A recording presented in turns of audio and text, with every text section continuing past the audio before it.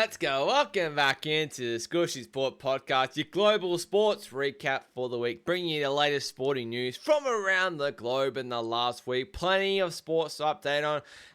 I don't have any Winter Olympics updates. I am actually thinking of potentially doing a video or a podcast on it. Just not sure the way to go about it, but still got plenty of action happening. Obviously, NHL is currently, well, not postponed, but it's paused for a bit while they go and play the ice hockey in the Winter Olympics there. But still got your Women's Player of the Week. We've still got cricket updates. The T20 World Cup is underway. We've still got your golf recap.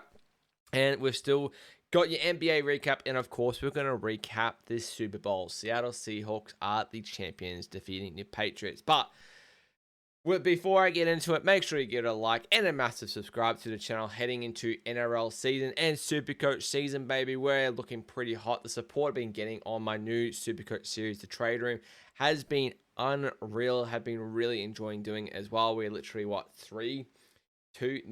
under 3 weeks away from the first game in Vegas. It's just so bloody good. We've got a full weekend of trials this week. I'm so freaking excited for it. Cannot wait. But without further ado, let's get stuck into it. We always start with my Women's Player of the Week. And I'm going to pick that most of you guys probably listening or watching this one probably haven't heard of this women's player before / athlete. Actually in the darts world, so women's darts, but this particular women's darts player is just absolutely steamrolling competition at the moment, absolutely breaking records left, right, and center. And my women's player of the week is going to go to Bo Greaves. Bow and Arrows, baby, is her nickname, and she is currently taking the world by storm in the darting world. She is just absolutely killing it. She featured in the World Darts Championship at the start of the year, which is mainly men. There is a few women that participated in there as well. She unfortunately didn't make it the first round, but got bloody close to winning that one. And on the women's side of things, she is just absolutely killing any competition that gets put in front of her. She's just won her 17th consecutive PDC Women's Series title. 17. Unbelievable. She won about 4 comps on the weekend, just a weekend gone, which is just unbelievable. She is now on a winning streak of 113 matches in a row. Can you not? It's just hard to comprehend 113 matches won in a row of darts against the other best women's darts players in the world. It's just an absolute absurd stat. And she's now been given the opportunity to go on to the men's pro tour. Her debut is coming out, I believe, in the Players Championship to go compete against the best men's dart players in the world like she did at the start of the year. She 100% deserves the opportunity to be there. She can actually really compete with the men's side of players there. She's just 22 years old. Unbelievable what she's already achieved after 22 years old. By far the best women's dart player we've ever seen, and it's not even freaking close. You see to the right of the screen if you are watching the longest winning streaks by female darts players in its history there. And I've got 6 streaks there going down from 107, 70, 41, 29, 21, and 20. And she has 5 of those streaks. It's actually meant to be 113 at the top there, but that 113 is the longest active going at the moment. But she's got a record of 70 before that, 41 before that. Before that was Fallon Sherrock, who is participated and played in a lot of World Darts Championship now. She was at 21, but before that, Bo, 21, and before that, 20 as well. It's just outstanding what she is achieving at just 22 years old. Has been looked like a couple times as well, particularly in the World Youth Championship. Unbelievable player, unbelievable talent. We will be seeing Bow and Arrows, Bo Greaves, plenty around in the darting world for the next 10, 20, 30 years to come. I am so freaking excited to see what she can do against the best men's players in the world. She 100% deserves opportunity and 100% deserves to be my Women's Player of the Week. Absolutely killing it. Congratulations, Bo Greaves, Bow and Arrows, baby. Keep notice. All right, let's get stuck into a bit of cricket. I don't like cricket. Oh, no. And we had the T20 World Cup kick off, last Thursday, I believe, just over the weekend gone. I've got your standings here. There's just been a couple matches throughout the pools, but what I want to mention, oh my goodness gracious me. I have just finished watching, when I'm recording this, Afghanistan against South Africa. And I haven't updated the standings because I just literally pressed record as soon as I finished because I was going to record half an hour ago, but this match just kept going and going and going. Afghanistan chasing down 188 for victory against South Africa, the first ever win in T20 against South Africa. And they're looking good. They started hot, then they sort of faltered a bit in the middle there. Then they looked good again, and it came down. They were 9 down, chasing about 9 runs in the last over. And then it was Rabada was bowling the last over for South Africa. First ball, wicket. Game over. Game over, South Africa wins. No ball. Umpire puts the hand out, puts the arm out. No ball. Absolute insane scenes. So that meant 8 off 6 still with a free hit. Then he bowled a wide, 7 off 6. And then it was like a dot ball. And crazy finish. And then it looked like they were done again. And then he bowled another no ball. Absolute insane finish. And then Afghanistan needed 2 off 2. Or 2 off 3, sorry, for victory. 2 runs off 3. So you can afford literally have a dot ball in there. They hit it. They decide they get the singles. And then decide to turn around to go for the victory. And they get pipped going for the victory there. Get the run out. Tie game. Going to a super over. 187 each apiece they finish on. And now, this super over. Holy freaking shit. Afghanistan. Bat first in the super over. They get 17 in the super over. Not bad. Not bad. Didn't lose a wicket. South Africa go out. And, you know, looked pretty good for Afghanistan there. And then they needed 7 off 1, South Africa. 7 off 1. So they can't win it. But they can tie it with a 6. And he hits a freaking 6. I think his name was Stubbs. Hits a 6. Gets it to another super over. Another super over. And they swap. So Africa go out and bat first this time. They put on like 24 in the super over. They absolute bashed it. David Miller absolute careered it out there.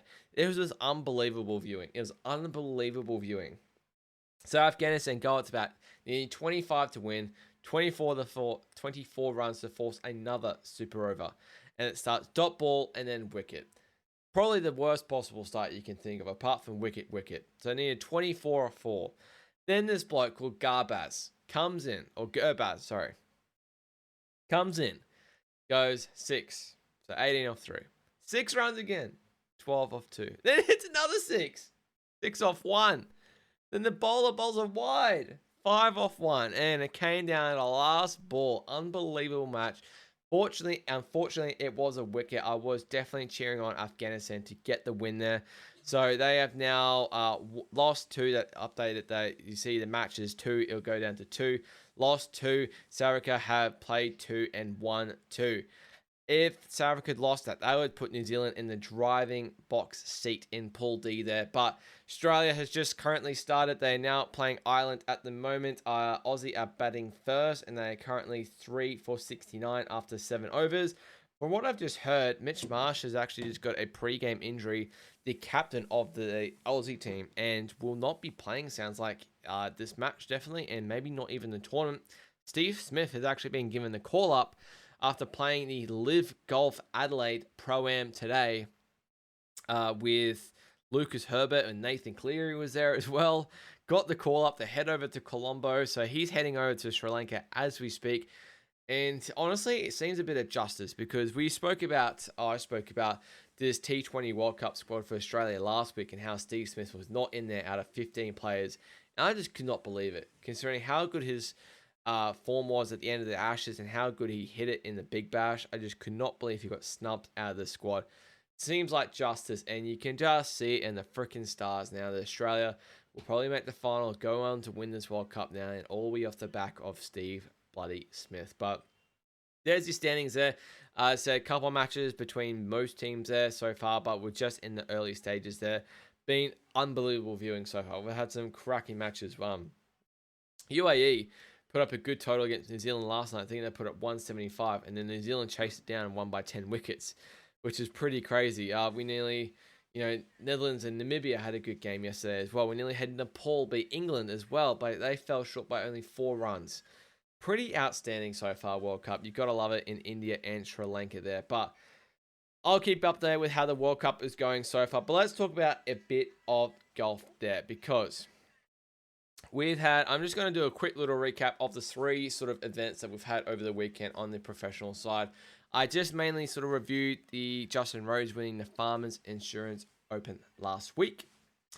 But now we've moved to one of the highlight tournaments I absolutely love on the PGA Tour, and that is the Waste Management Phoenix Open in Arizona there, played at the TPC Stadium course there, and it's really well known for the 16th hole there, the party hole, stadium hole. And if you look it up, 16th hole at TPC Stadium course, it's just got unbelievable grandstands all around it. Probably fit, I think it's at least 30,000 people can fit in there. It goes absolute cahoots, bonkers. Hit a bad shot, the crowd will boo you. Hit a good shot, you get a massive cheer. And it's just like, they'll just cheer or they'll just speak how they see it. You know what I mean? Which is goes all against the etiquette of the rules of golf. But for this tournament, it just seems to work and just seems to be an event that players really love going to as well. And kind of just gets the juices flowing for them.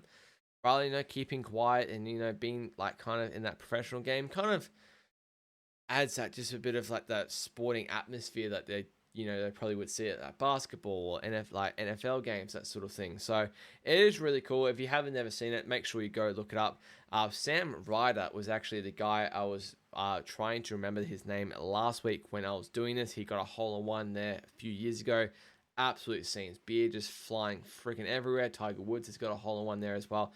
Jared Lyle, an Aussie now. Obviously, rest in peace, Jared Lyle. He is not with us, but he has had a famous hole-in-one there as well. One of the good guys. But Chris Gotterup got the win this week. Charged down Hideki Matsuyama. 62 opened with 65, 68, and 70. Ultra consistent. 16 under he finished on. And he had the first round lead, and then sort of Hideki definitely came back a bit into it. Got to give a massive shout out. Honestly, Scotty Scheffler finished second, 15 under, one shot back. I think he had 2 over on his first day. He was way back of the field. I think he was 12 shots back after day 1. Crazy to pull it that far back. He's just so freaking good. But yeah, let's go on to the DP World Tour. I had the Guitar Masters this week. I just want to quickly touch on this because Patrick Reed is in absolute fine form at the moment. He won yet again. He won in Bahrain last week, 65, 67, 70, and 70. Wins the Guitar Masters by 2, essentially earning his PGA Tour card. So he did announce a couple weeks ago he is leaving Live Golf and will be looking to come back onto the PGA Tour. And you have to obviously earn your card back, right? Obviously you can get sponsor invites, that sort of thing. And he's done it, I guess, the hard way, right? He's won events, essentially got his PGA Tour card back. So we'll see him back on the PGA Tour very, very soon. I think I'm not sure what his world ranking is at the moment. Obviously, he does get an exemption into the Masters, being a past championette back in 2018. I just wanted to give a little shout out to Patrick Reed though. But one of the main ones I think is really cool because I grew up playing golf, right? Grew up playing competitive golf. That was my thing. That was my jam. And I've actually played a little bit of golf with Elvis Smylies before. And this is just really cool to see. A guy that I've seen all through the juniors and just get better and better. And not necessarily a guy that's honestly... He was unreal as a junior, right? But not a guy that was every tournament going out and winning and shooting these type of scores. A guy that near the back end of his junior career really started to flourish and really started to get a whole lot consistent. Because you see the photo of him in the right, mass-wise, he's not the biggest dude out and on the tour at all. But he's efficient. He still gets the ball long out there. He had a breakthrough win. I believe it was... was it last year or the year before? He won the Australian PGA at Royal Queensland, which is really cool. And just recently, a couple weeks ago, he announced that he was joining Ripper GC to go onto the Live Tour, which is a huge gamble, right? You think about, when I was growing up, the big goal is to get onto the PGA Tour and compete against what we thought back then was obviously the best guys in the world, right? Which was true. But now, obviously, Liv has come along. You've got Cam Smith over there. You've got John Rahm over there. You've got Bryson DeChambeau over there now as well. Obviously, recently had Brooks Koepka. He's gone back. Dustin Johnson's there as well. There's a lot of good players on that tour there now. And he's decided to join the Ripper GC, which is the Australian team of Cam Smith, Lucas Herbert, and Mark Leishman there. His debut tournament in Saudi Arabia, was it pronounced Riyadh? I could be getting that wrong. Debut tournament, 4 rounds, gone from 3 to 4. 66, 69, 65, 64, 8 under final round, 24 under he finished on to hold off John Rahm, one of the best players in the world. Masters champion. We're talking US Open champion there as well. To win by 1 on his live debut. Absolutely incredible. I'm so freaking happy for Elvis. It's such a good achievement. You absolutely love to see it for a guy like Elvis. He's an absolute gem of a bloke as well. So freaking good. Mum is known for winning 4 Grand Slam doubles titles as well. Runs obviously the genes run in the family, but so freaking happy for Elvis. He deserves it. He's one of the hardest workers that was out there on the junior ranks when I was around, and so freaking cool to see. Pocketed Australian wise close to $7 million, and it's just so freaking cool to see, man. Like a guy that, as I said, I was there, like, you know, you'd see him there at junior tournaments and big tournaments, that sort of thing. Is a him to flourish now against the best in the world. It's like, it makes me happy, man. It makes me smile. It's really cool to see. So super happy for Elvis Smylie there. If you don't know the name, remember the name. He'll be around 100% for a while now in the pro ranks there.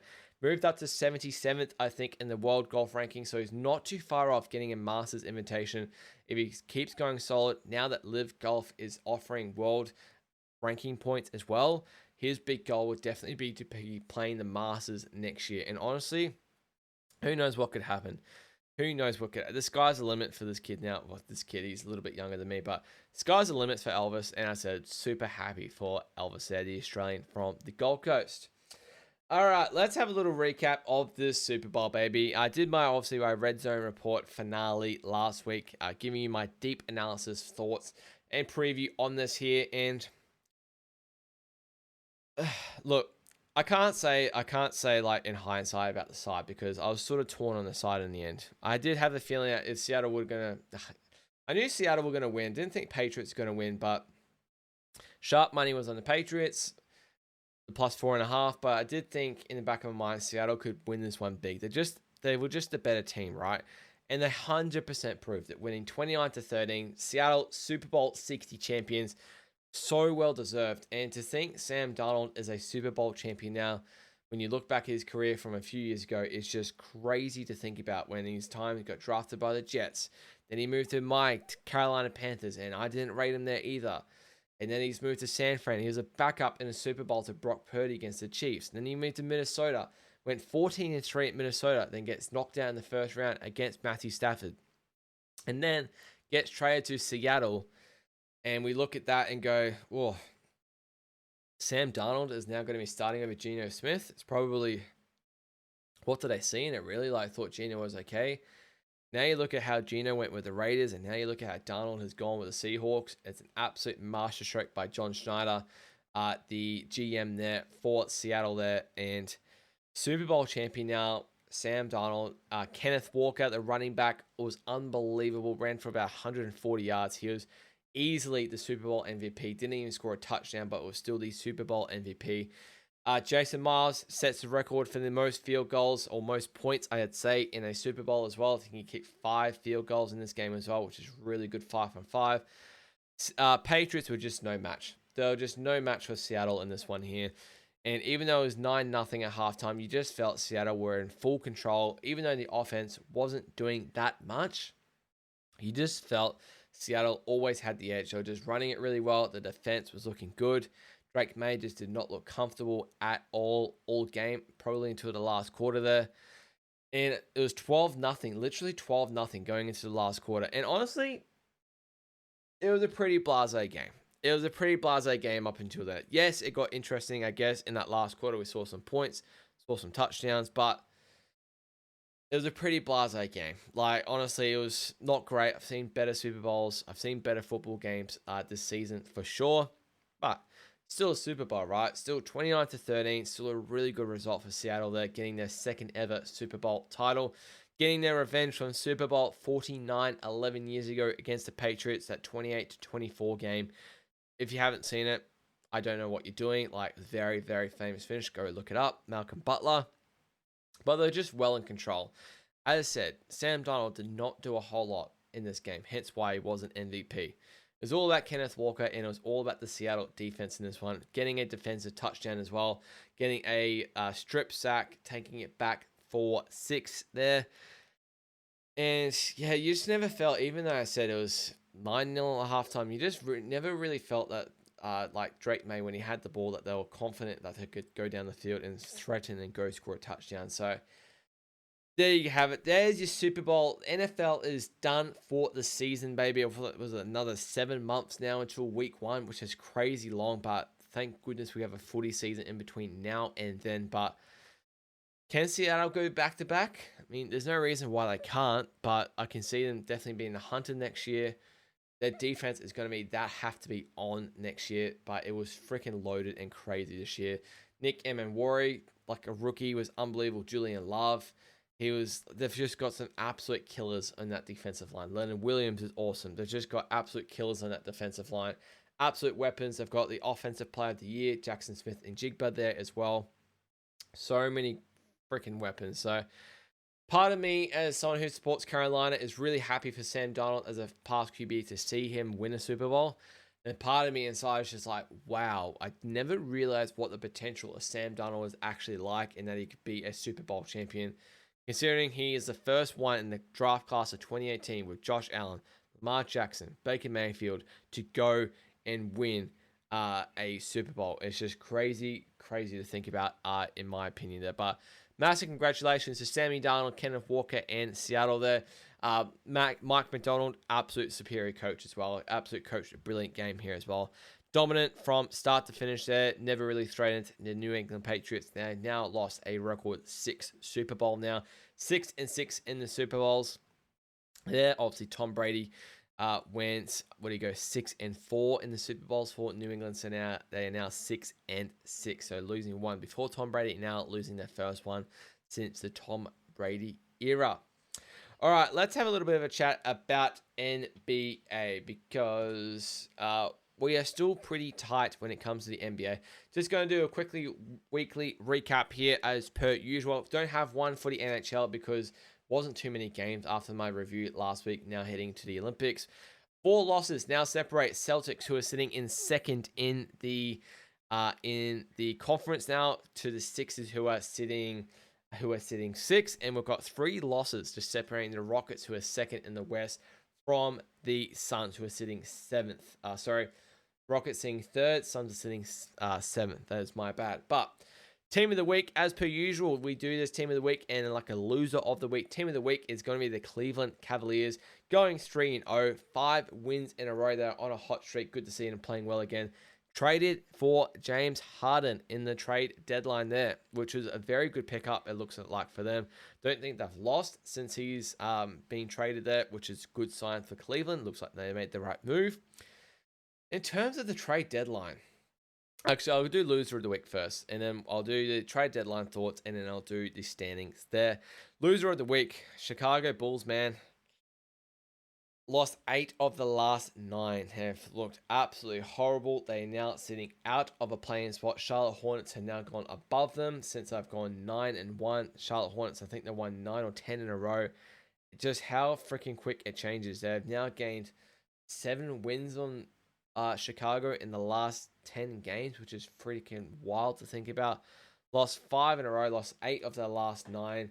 I'm just going to quickly check who they've got coming up, because it's just a real treacherous sort of run that they've got going at the moment. They've got to play Boston tomorrow. Oh my goodness, in Boston there as well. That is a not so kind schedule. Then they've got to go play Toronto. Then they've got to play Detroit. Then the Knicks, and then they got to play Charlotte. They could honestly be looking at losing the next 5 games there, and they are in deep doo-doo there. The Chicago Bulls are not looking too rosy at the moment. But trade deadline thoughts. I spoke about all like freaking last 2 months before the new year. Giannis is gonna get traded. He didn't get traded. What's his name? Shams, the NBA reporter, ESPN NBA reporter who posts all the big news on Twitter, that sort of thing, let everyone down. He was saying rumors that Giannis is going to get traded. He wants to get traded. Didn't get traded. Ja Morant's going to get traded. Didn't get traded. Okay. Bit of a lousy trade deadline when you think about Luka getting traded last year.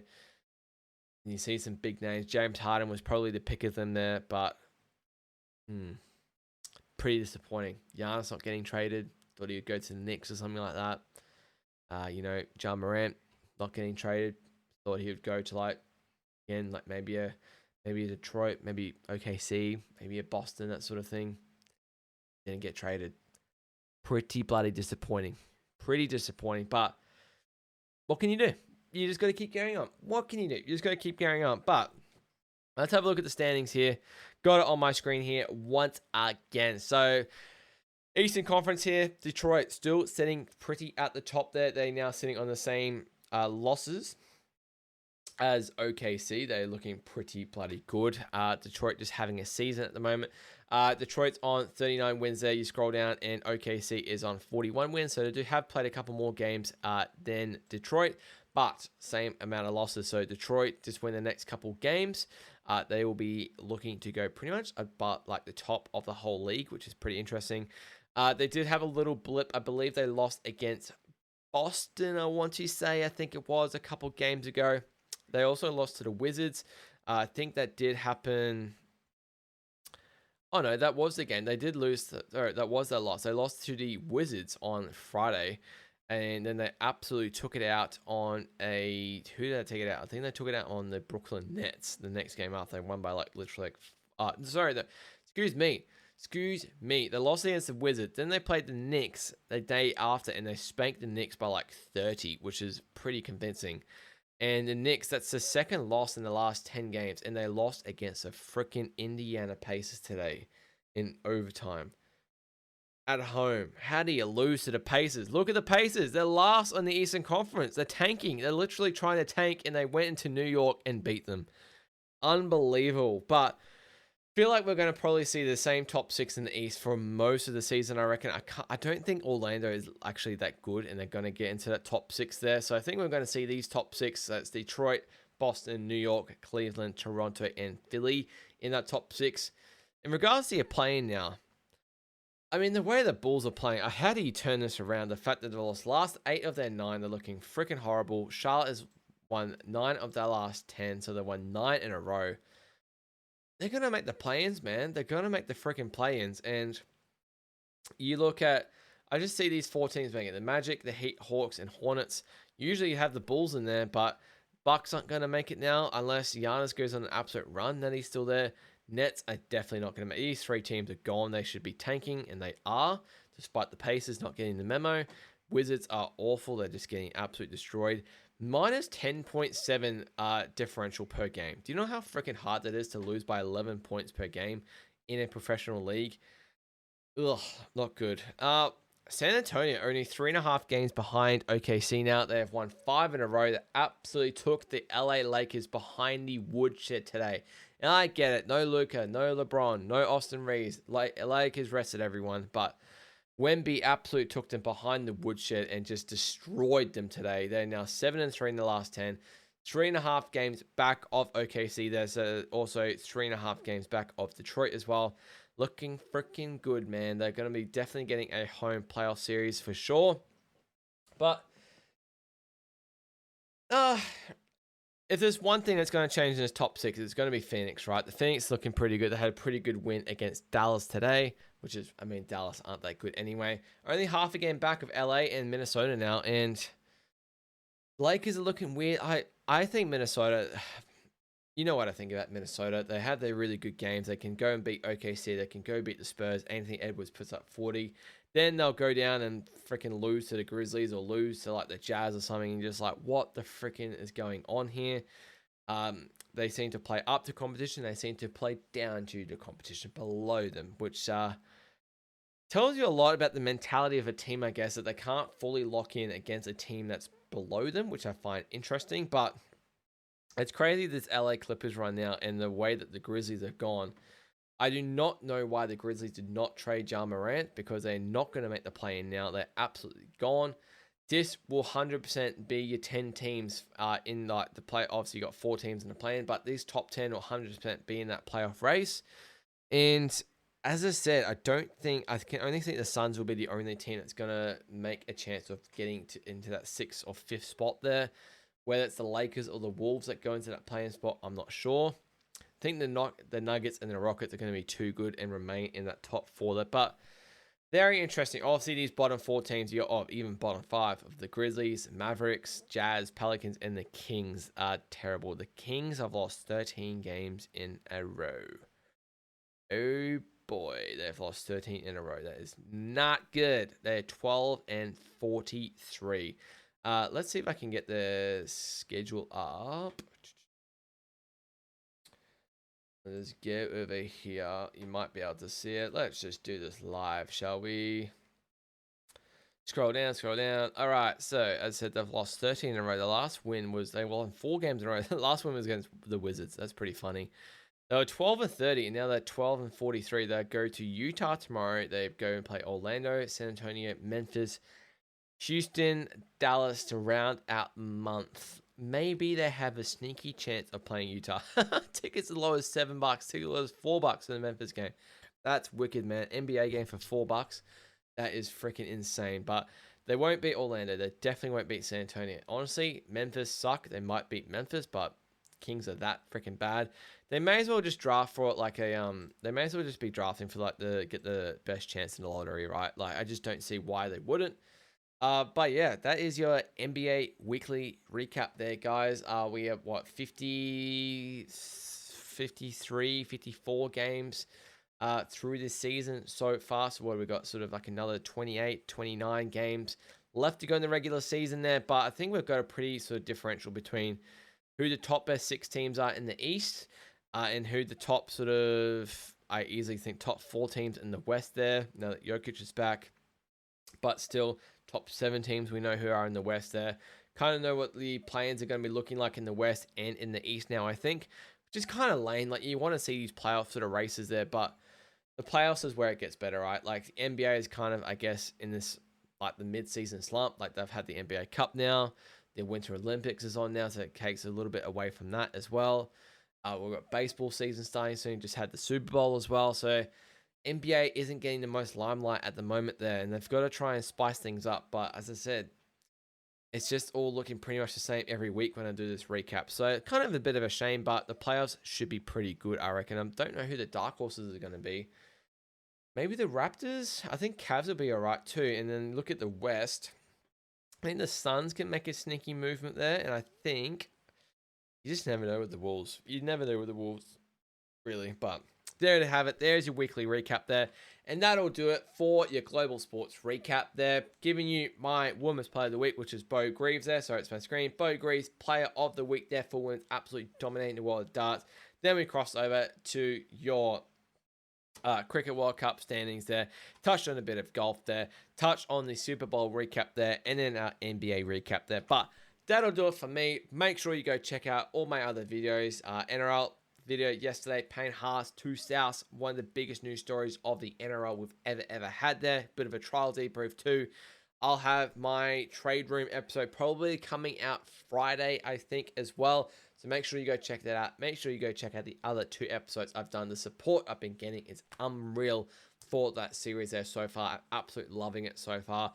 Got trials this weekend as well. I'll be doing a trial debrief next week for you.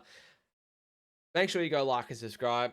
Go follow all my socials as well. It's all there for you. Thank you so much for watching, and cheers.